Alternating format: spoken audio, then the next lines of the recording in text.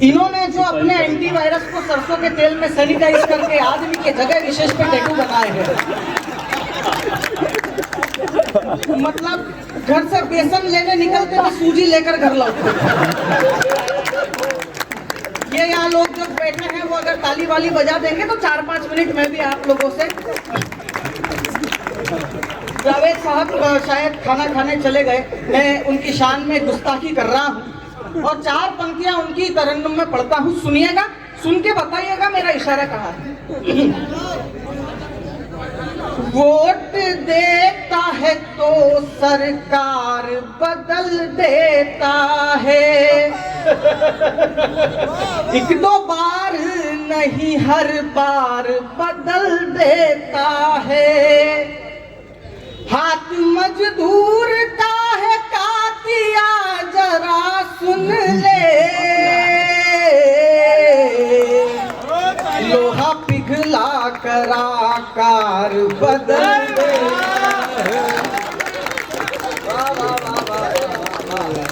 लगभग हर प्रकार की बात हो गई है मंच से। मैं अपनी भूमिका में 4-5 मिनट आपसे गुफ्तगू करना चाहता हूँ।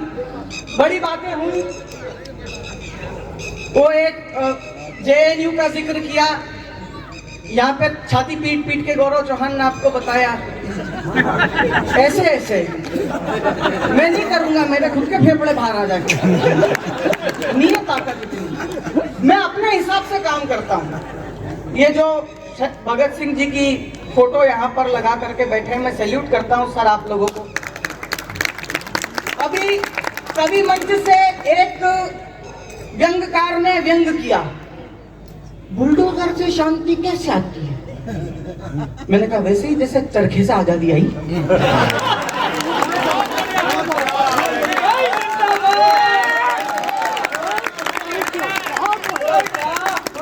मेरा थोड़ा सा तरीका अलग है। मतलब मैं बताऊं ना आपको, वो जेएनयू में बोले तुम 1 अफजल मारोगे, हम 1000 अफजल निकालेंगे, 100 अफजल निकालेंगे। मैंने कहा यार एक बात, अफजल के मम्मी पापा से पूछो। 100 अफजल निकालने की बात कर रहे थे, बुंदेलखंड की धरती से एक बागेश्वर धाम निकला, तुम्हारी ठटरी बंद गई। वो वहां से महबूबा मुफ्ती साहिबा कहती थी कि घाटी में कोई झंडा उठाने वाला नहीं मिलेगा। 15 दिन पहले दूध से भगवान शिव का अभिषेक कर रही थी, आपने सबने ये वीडियो देखा। वो क्यों कर रही थी मैं बताऊं आपको। उन्होंने पंडित प्रदीप मिश्रा को ध्यान से सुन लिया और उनको भी ये समझ में आ गया 100 समस्याओं का हल 1 लोटा जल।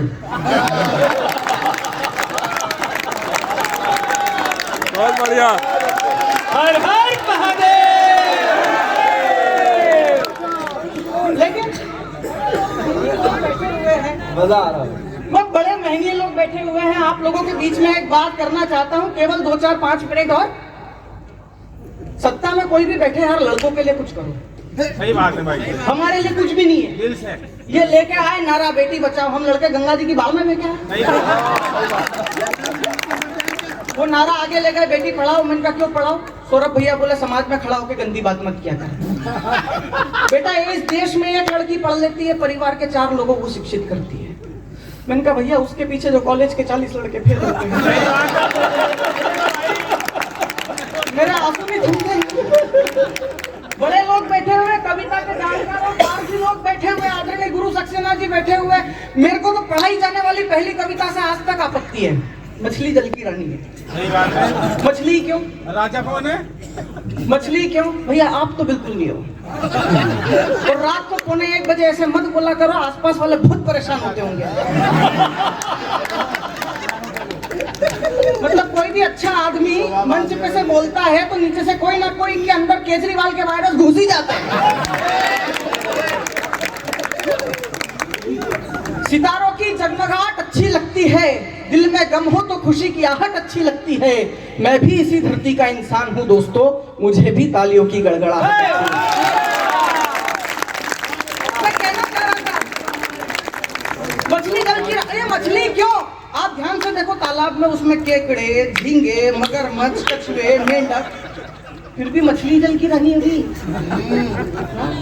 ये अभी दीपाली जैन जी ने कहा था, वो पीली टी शर्ट वाली साड़ी वाली बहन जी, वो कुछ भी नहीं सुन रही। देवी जी वो घर में अपने पति की नहीं सुनती, या आपकी सुनेगी? एडवर्टाइजमेंट वाले बहुत बुरा करते हैं हमारे साथ में, एडवर्टाइजमेंट वाले हम पुरुषों के साथ में बहुत बुरा करते हैं। वो कहते हैं हर प्रकार का विज्ञापन महिलाओं के लिए, सुनहरा बदन, हल्दी चंद। उनको किसने बोला हम लड़कों को साबुन की जरूरत नहीं पड़ती हमको भी। मतलब जितने सारे विज्ञापन आप देखो, डीओ का, टेल्कम पाउडर का, सारे विज्ञापन महिलाओं के लिए। पुरुषों के लिए कौन सा विज्ञापन? एक अधेड़ उम्र के इतनी मोटी तोंद लेके आधे गंजे अंकल टीवी स्क्रीन पे आएंगे, इनो काम शुरू सिर्फ 6 सेकंड में।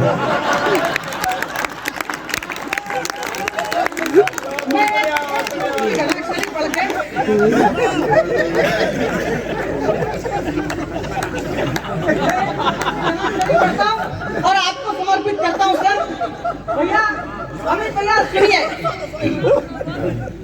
मंगलाचरण से पराजित हुए असुर, हमें क्या पढ़ाया गया है? आप लोगों की जमानत पे और आप लोगों की तालियों की गारंटी पे ये 4 पंक्तियां पढ़ रहा हूँ, और इस भरोसे के साथ पढ़ रहा हूँ कि कुछ कहने कुछ सुनने के मनोयोग से बैठे हैं आप और हम, अट्टहास के संयोग से बैठे हैं। और जितने बैठे हैं ताली बजाकर ये बताएं, इस भीड़ में मुर्दा लाशें नहीं, जिंदा लोग बैठे हैं। आप लोगों को समर्पित कर रहा हूं, नाम किसी का नहीं लूंगा, इशारा समझ जाइएगा। मंगलाचरण से पराजित हुए असुर, दधीची की वज्र वाली अस्थियां कहां गई? होकर विनम्र लड़ना है तम से तो ढूंढो, दिवाकर रथ वाली रश्मियां कहां गई? और 2 धड़ों में देश बांटने वालों बताओ जरा, क्रांतिकारियों की वह बस्तियां कहां गई? और बापूजी की बकरी की रज्जू तो संभाली गई, शहीदों की फांसी वाली रस्सियां कहां गई?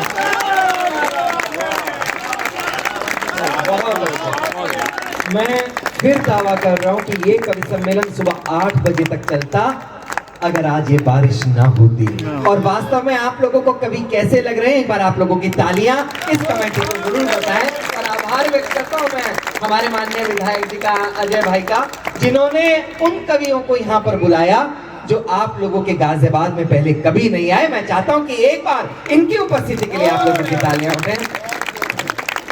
एक ऐसा सुदर्शन सा चेहरा जिसको आपने फिल्मों में अभिनय करते हुए भी देखा होगा, आज उनके सुदर्शन चेहरे के माध्यम से उनकी वो कविताएं जो सुदर्शन चक्र लेकर के अपनी प्रस्तुति देती हैं, वो आप लोगों तक पहुंचे। एक ऐसी कवयित्री जिसकी आयु कम है लेकिन उसने अपनी कविताओं में श्रृंगार के, प्रेम के गीतों को स्वर नहीं दिया, उसने मां भारती की आराधना के स्वर गाए। ऐसी कवित्री हमारे बीच में मुंबई से आती हैं। मैं चाहता हूं कि ज्योति त्रिपाठी एक बार आए और उनके सम्मान में आपकी तालियां उठें। ज्योति, आपके कवित्व प्रेम को प्रणाम करती हूँ कि आप इतनी बारिश में भी बैठे हुए हैं। ज्यादा भूमिका बनाने का वक्त नहीं है, लेकिन 2 लाइन इसलिए भी बोलना चाहती हूँ कि आदरणीय अजय जैन जी ने, सिंह साहब ने मुझे यहाँ पर आमंत्रित किया है। मैं उनका बहुत शुक्रिया अदा करती हूँ।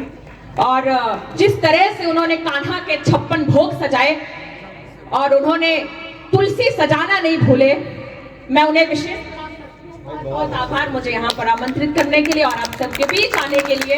बारिश बहुत है, मौसम विषम परिस्थितियों में है। आइए 4 पंक्तियों से बात प्रारंभ करना चाहती हूँ। यहाँ पर बहुत सारी बातें हुई धर्म को लेकर, देश को लेकर। मैं 4 पंक्तियों से बात प्रारंभ करना चाहती हूँ, अपने सभी भाइयों को, सभी लोगों को समर्पित करती हूँ। सनातन क्या है, 4 पंक्तियां सुनिएगा। कि जो जीवन दर्शन को जाने उसे सनातन कहते हैं, जो जीवन दर्शन को जाने उसे सनातन कहते हैं, कण कण में ईश्वर पहचाने उसे सनातन कहते हैं, अपने को ही श्रेष्ठ मानने वाले धर्म बहुत है, पर सारी वसुधा को घर माने उसे सनातन कहते हैं।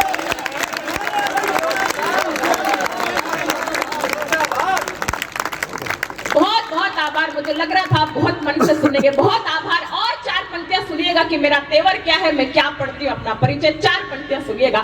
मैं आज प्रदर्शन के क्षेत्र से दर्शन के क्षेत्र में उपस्थित हुई हूँ, वहां पर रहकर भी मेरी कलम क्या लिखती है। 4 पंक्तियां सुनिएगा।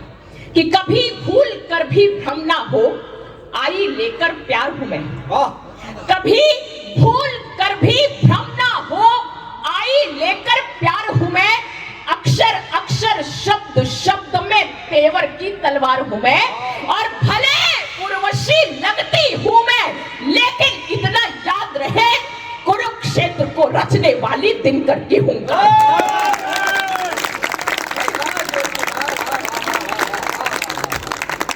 एक नेताजी की गाड़ी सब सिग्नल पर रुकी, एक बच्चा उनके पास आया, तो बच्चे ने कहा नेताजी तिरंगा ले लीजिए। नेताजी ने चिड़चिड़ाते हुए कहा बच्चे, तो मैं कहीं पर पढ़ रही थी यह प्रसंग, नेताजी ने चिड़चिड़ाते हुए कहा बच्चे तुम कभी तिरंगा बेचते हो, कभी फल बेचते हो, कभी टिश्यू पेपर बेचते हो, तुम क्या नहीं बेचते हो? उस बच्चे का जवाब अच्छा लग जाए तो मुझे आदेशित कर दीजिएगा, 4 पंक्तियां और आपके बीच में पढ़ूंगी।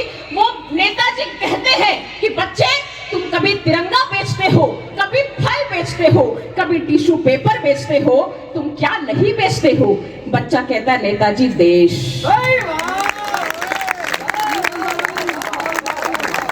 तब 4 पंक्तियां पढ़ती हूं, सुनिएगा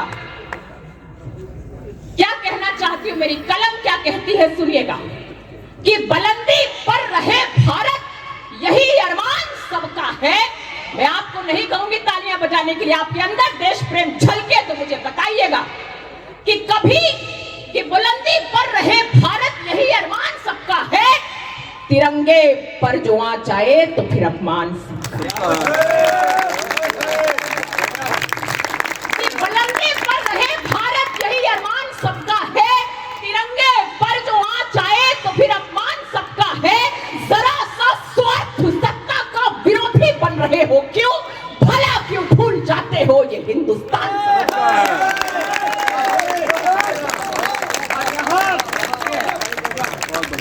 कुछ दिनों पहले एक घटना हुई, मैं घटना का जिक्र नहीं करूंगी, सीधे सीधे 4 पंक्तियां सुनिएगा कि फिजा इस देश की कुछ लोग क्यों बर्बाद करते हैं, बिगाड़ो मत सभी से आज ये फरियाद करते हैं। उधर वो है लगे हैं जो इसे बदनाम करने में, इधर हम है कि हिंदुस्तान जिंदाबाद। बहुत बहुत आभार। और 2 मुक्तक विशेष रूप से पढ़कर अपना स्थान ले रही हूं।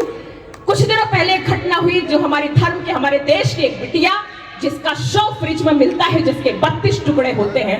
मैं हर मंच से यह आंदोलन कर रही हूं, मैं इस बेटियों को संदेश देना चाहती हूं आप सभी लोगों को कि कुछ भी हो, अगर 32 टुकड़े आपके फ्रिज में मिल रहे हैं वो कुछ भी हो सकता है, पर प्रेम नहीं हो सकता है। 4 पंक्तियां जीवन की सर्वश्रेष्ठ पंक्तियां अगर मैं कह सकती हूं तो मैंने 4 पंक्तियां लिखी हैं। आपने महिलाओं को, लड़कियों को प्रेम में वादे करते हुए देखा होगा, लेकिन मेरा क्या विचार है सुनिएगा। 4 पंक्तियां कि सभी वादे सभी कस्में मैं पल में तोड़ सकती हूं, सभी वादे सभी कस्में मैं पल में तोड़ सकती हूं, मैं रुख जन्नत से अपना कैसे आखिर मोड़ सकती हूं, मोहब्बत मेरी नजरों में बड़ी शय है, मगर सुन लो मोहब्बत के लिए मां को नहीं मैं छोड़ू।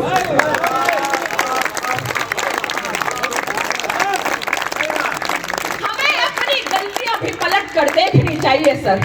4 पंक्तियां अंतिम रूप से पढ़ रही हूं, आपका सभी का आशीर्वाद मिले, सभी का एक साथ समर्थन मिले। सुनिएगा 4 पंक्तियां कि महाविद्वान योद्धा क्या कभी ये आचरण करता, महाविद्वान योद्धा क्या कभी ये आचरण करता, भले कितना ही वो विकृत स्वयं अंतःकरण करता, लखन रेखा अगर मर्यादाओं की पार न करती, लखन रेखा अगर मर्यादाओं की पार न करती, किसी रावण की क्या औकात थी सीता हरण।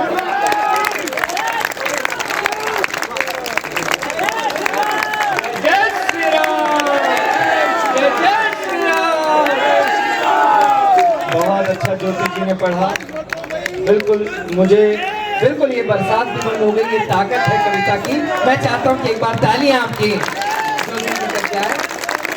ज्योति जी, जिस विषम परिस्थिति में आपने पढ़ा और तालियां बजवाई हैं, निश्चित तौर पर आप केवल ये कल्पना करना कि अगर सब कुछ अनुकूल होता तो आज ये कवि सम्मेलन कहाँ पर गया होता। एक बार तालियां बजा करके ज्योति को अपना स्नेह प्रेषित करें। बहुत शानदार रहा। बिल्कुल बिल्कुल।